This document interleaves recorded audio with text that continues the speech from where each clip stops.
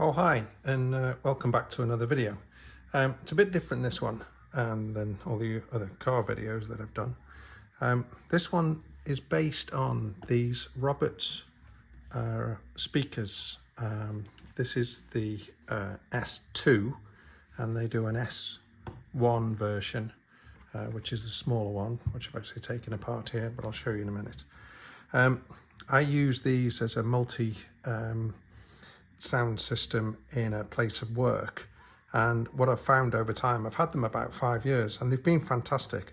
You download the Undock app and control them via the app. So I have a remote, one main speaker that brings in the sound or the internet radio that I use, and then I Wi-Fi connect them to all the rest. But what I've found over time is they've developed faults of their own for different reasons, and they just lock out basically. You can turn them on and then any of the controls here stop functioning. So I rang Roberts and asked the question, how much is it to repair them? And obviously they don't make these things anymore, and they wanted something like £120 for a fix. So I actually sort of thought, well, maybe it's something I could look at. One of the ones that I've got here taken apart developed a fault with the Wi-Fi, and it wouldn't connect. So somebody was selling on eBay an S1, which was, he got a fault with the Bluetooth sound and had a very bad crackling sound coming from it when he connected his phone to it for Bluetooth. And I just thought, well, it's worth a go to see if I could actually make use of the parts of this from the S1 and swap them over to the S2. It cost me £20 for the S1, so I just thought it was worth a gamble. So this has arrived, and what's interesting is that this is the PCB board that's out of the S1. And all of the details on the PCB board and the actual board itself and all the layout, etc., is identical to everything that's in the S2. So just this morning I've swapped over my board that was faulty, taken this out. If you do attempt this, then it's pretty well laid out, to be fair, and pretty straightforward.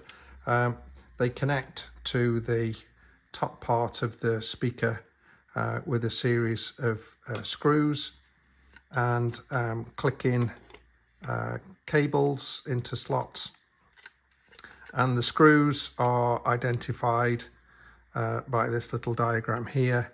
So you've got screw, one down on the side there, screw, 1, 2 at the back, another one on the side, and then it took me a while to work out, but there's actually one right down there in the middle.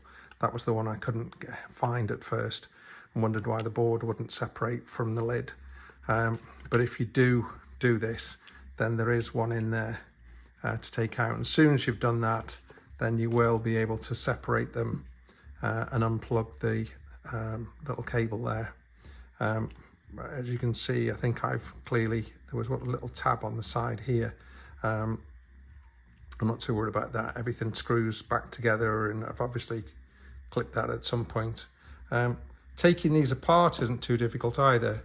They've all got this mat at the bottom, which simply just peels off. This has got a self-adhesive sticker on it. So that peels off from the actual base unit here. So that will peel back and expose this base unit that's got, in this case, 4 screws here. In this case, it's 2, 4, 6 on the S2. And then again, in the same way on the S1 or the S2, the back panel is just held on with a series of pull clips or lugs.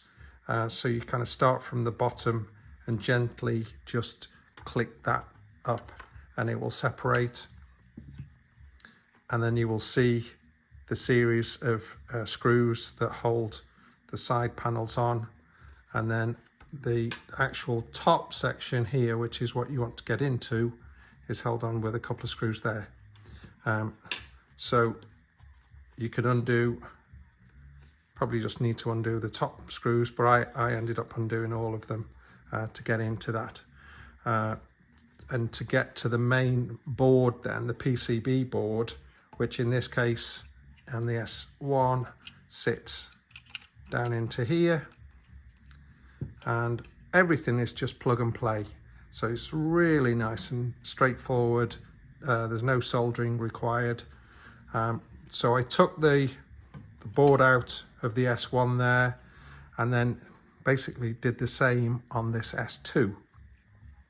And now I've got, let's just move that one out of the way. There are lump these are. So we've now got a functioning S2, which is come back to life. I've got it powered on and plugged in.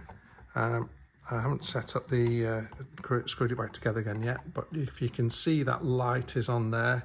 I've got it connected now through the Undock app, and there we go. Got it connected through the Undock app, and I've got it connected to the other speaker that I'm using, so the Wi-Fi is working fine, and we've now got sound. I don't think I'll get struck off for that because that's internet radio streaming, but just in case. But it's no interference like the guy was getting on his S1, and I can now use this as a Wi-Fi speaker like all the rest, and put that back together. What you do find with these is if you start to work on one, I think it's probably an inbuilt software thing with them, but the software is sort of slow. So if you start pressing buttons, don't sort of expect things to happen straight away. The Undock app is a bit slow, and the functions of this are a bit slow. Once it's set up, it's fine, but it's not the fastest at reacting to the click and what the buttons on the top here. So yeah, I couldn't find anything on the internet that told me that was possible, which is why I thought I'd do this video. I did look up trying to buy spare parts, but it's just not possible, and I've no doubt Roberts won't sell me a new board. They said in this instance, the one I've got in my hand, that the power light came on, but it was flashing intermittently backwards and forwards to the Wi-Fi light, and that told the lady on the phone told me that that was then indicating a fault with the WPS, the mode button, and that's what they wanted £120 to repair. So maybe somebody that's more advanced, a lot more advanced than me, can get into that and replace that button. Feels as though it functions fine, but maybe it's within the circuitry that's got an issue there. But certainly, like I say, if you've got these and they're a brilliant bit of kit to use, but you do have any problems with them, if you're brave enough then to have a go. I mean, I just use some very basic sort of, toolkit type things that I've bought from the likes of Lidl that allow me to get into this sort of smaller size screws and things. But, a basic screwdriver, a small screwdriver would do exactly the same thing. So I'm going to put this back together now. I'll keep my S1 as spares there. I'll put it back together and then keep it as spares.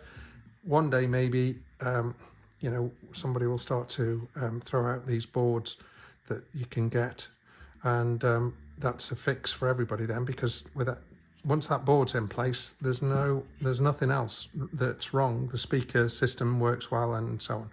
So I hope that helps somebody out there. As I say, I couldn't find anything that said that these boards were interchangeable, but at least now, hopefully that shows you that it is. and it's in some way helpful to you.